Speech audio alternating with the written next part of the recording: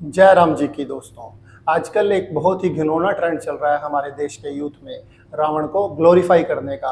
आपने social media पर कुछ पोस्ट देखी होंगी कि सीता जिंदा मिली, इसमें राम की ताकत थी, पर सीता पवित्र मिली, इसमें रावण की मर्यादा थी।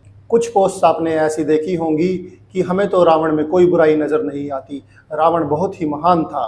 अब आप ये पोस्ट देखें, Ravan kidnapped Sita but never touched her, still we burn him every year. ऐसी और भी बहुत सारी पोस्ट आपको सोशल मीडिया पर मिलेंगी। आज हम आपको रावण के चरित्र का कच्चा चिट्ठा खोलकर दिखाएंगे, उसके बाद आप फिर कभी रावण का समर्थन नहीं करेंगे। एक दिन रावण हिमालय के जंगलों में घूम रहा था। वहां उसे एक बहुत ही सुंदर लड़की तप करती हुई नजर आई। उसे देखकर रावण उस पर लट्टू हो गया और उसके मन में उसे भोगने की बहुत तेज इच्छा होने लगी।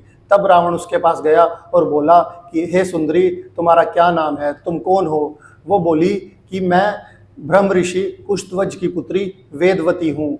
तब रावण ने उससे पूछा कि तुम इतनी सुंदरी और जवान होते हुए भी ऐसा भारी तप क्यों कर रही हो? तब उसने बताया कि मेरे पिताजी की इच्छा थी भगवान श्री हरि विष्णु को दामाद रूप में प्राप्त करने के लिए। अपने स्वर्गवासी पिता की वही इच्छा पूरी करने के लिए मैं ये घोर तप करके भगवान विष्णु को प्रसन्न करके उन्हें पति रूप में प्राप्त करना चाहती हूँ। ये सुनकर काम वासना से भरा हुआ रावण तुरंत अपने विमान से नीचे आया और जबरदस्ती वेदवती को बाल पकड़ के खींचने लगा। इससे वेदवती को बहुत गुस्सा आ गया और उसने अपने बाल काट लिए और आग में प्रवेश करके अपने प्राण त्याग करने लगी। अपने प्राण त्याग करते हुए वो रावण से बोली कि मैं अगले जन्म में फिर आऊंगी और तेरी मृत्यु का कारण बनूंगी। वही वेदवती अगले जन्म में रावण का नाश करने के लिए सीता जी के रूप में आई और उसने भगवान श्री हरि विष्णु को श्री राम अवतार में पति रूप में प्राप्त किया।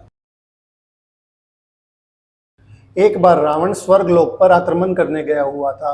रात को वो अपनी सेना के साथ डेरा डालकर आराम कर रहा था। वहां से उसे रंभा नाम की अप्सरा गुजरती हुई दिखाई दी। रंभा की सुंदरता देखकर रावण काम वासना से भर गया। उसके मन में रंभा को भोगने की इच्छा हुई। उसने जबरदस्ती रंभा का हाथ पकड़ लिया और उससे बोला, मैं तुम्हारे साथ सहवास करूंगा। यह सुनकर रंभा बहुत डर गई और जोर जोर से रोने लगी। रंभा उससे बोली, मैं आपकी पुत्रवध हूँ, आपके भाई कुबेर के बेटे नल कुबर की मैं स्त्री हूँ, आपकी तो मैं बेटी समान हूँ। आपको तो औरों से भी मेरी रक्षा करनी चाहिए, यहाँ आप खुद ही मेरी इज्जत लूट रहे हैं। पर काम वासना में अंधे हुए रावण ने उसकी एक नहीं मानी और जबरदस्ती उसके साथ बलात्कार किया। तब रंभा रोती हुई नलकुबर के पास गई और उसे जाकर सारी बात सुनाई। तब नलकुबर को बहुत गुस्सा आ गया और उसने रावण को शाप दिया कि आगे से अगर रावण किसी स्त्री के साथ बलपूर्वक बलात्कार करेगा तो उसके सिर के 7 टुकड़े हो जाएंगे। एक बार रावण ने आकाश में उड़ती हुई पुंजिक स्थला नाम की अप्सरा को देखा। वो ब्रह्मा जी के भवन की तरफ जा रही थी। उसे देखकर रावण काम वासना से भर गया और उसके मन में पुंजिक स्थला को भोगने की इच्छा हुई। रावण ने जबरदस्ती उसके वस्त्र उतार दिए और उसके साथ बलात्कार किया। तब पुंजिक स्थला ने ब्रह्मा जी के पास जाकर उनसे सारी बात बताई। ये सब सुनकर ब्रह्मा जी को रावण के ऊपर बहुत ज़्यादा क्रोध आ गया और उन्होंने रावण को श्राप दिया कि आगे से अगर रावण ने किसी भी स्त्री के साथ जबरदस्ती करी तो उसके सिर के 100 टुकड़े हो जाएंगे। ये तो बस मेन से 3 ही किस्से हैं। अगर रावण के दुष्कर्मों की पूरी लिस्ट खोले तो सुबह से लेकर रात हो जाएगी, पर उसकी लिस्ट नहीं खत्म होगी। अब जो लोग ये कहते हैं कि सीता जिंदा मिली, इसमें राम की ताकत थी, पर सीता पवित्र मिली, इसमें रावण की मर्यादा थी, वो 1 नंबर के मूर्ख और अनपढ़ हैं।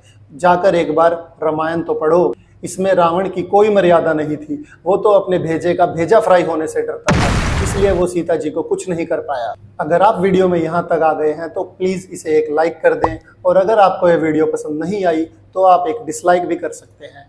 कमेंट सेक्शन में बताएं कि आप श्री राम जी की जय किस प्रकार बोलते हैं, जैसे जय श्री राम या जय सिया राम या राम राम या जय राम जी की। प्रभु श्री राम की सुंदर लीलाओं और चरित्र की जानकारी के लिए हमारा चैनल सब्सक्राइब करें और बेल आइकन दबा दें। मैं फिर आपसे ऐसे ही एक और वीडियो में मिलूंगा। तब तक के लिए आप सबको मेरी जय राम जी की।